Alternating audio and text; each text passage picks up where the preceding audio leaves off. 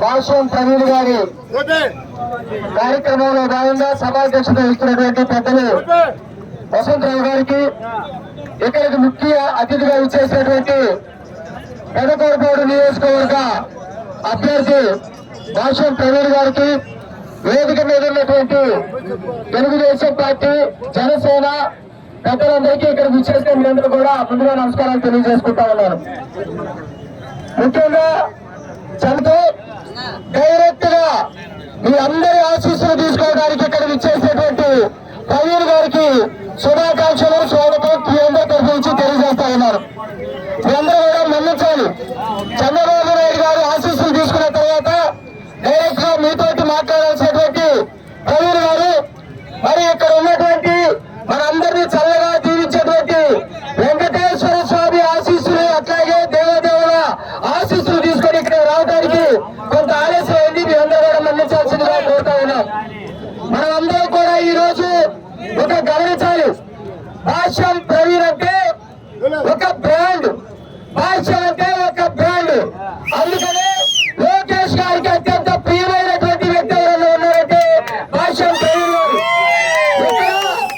ఇక్కడ ఉన్నటువంటి గతంలో ఉన్నటువంటి కొల్లపాటి శ్రీధర్ గారు, ఆయన మనకి ఎమ్మెల్యేగా చేశారు. అట్లాగే పేరుసారి కూడా ఓడిపోయారు. వారి వారసుడు ఎవరన్నా ఉన్నారంటే ప్రవీణ్ గారు. ఈ రోజు అందరూ కలిసి చంద్రబాబు నాయుడు గారు, లోకేష్ గారు, పవన్ కళ్యాణ్ గారు, అట్లాగే శ్రీధర్ గారు అందరి ఆశీస్సులు తీసుకొని మీ అందరి ముందుకు వచ్చేటువంటి పరిస్థితి ఈ రోజు ఉంది. ఇక్కడ జగన్మోహన్ రెడ్డి రాష్ట్రంలోనే పెద్ద క్రిమినల్. ఆ క్రిమినల్ కి వారసుడు ఇక్కడ నంబూరి శంకర్. ఆ నంబూరి శంకర్ ని ఢీకొనాలంటే, ఖచ్చితంగా ఇంటికి పంపించాలంటే భాష్య ప్రవీణే సరైనటువంటి దాదాపు 6,000 పాటు అనేకమైనటువంటి పరిశీలన చేసి ఈ గెలుపు గుర్రం ఎవరంటే ఈ రేసు గుర్రలే గెలుపైందని చెప్పేసి అందరూ పెద్దలు కలిసి ఆలోచన చేసి తీసినటువంటి నిర్ణయం. గతంలో మీకు ఒక మాట చెప్పి నేను ముగిస్తా. ఈరోజు ఏంటంటే మార్చి 15 అంటే అందరూ గుర్తుకొచ్చేది ఒక్క విషయం చెప్పండి. నేను ఒక్కటి చెప్పి ముగిస్తా. చంద్రబాబు అందరికీ మార్చి 15 అంటే అందరూ బాగా ఉన్నాయని చెప్పేసి అర్థం.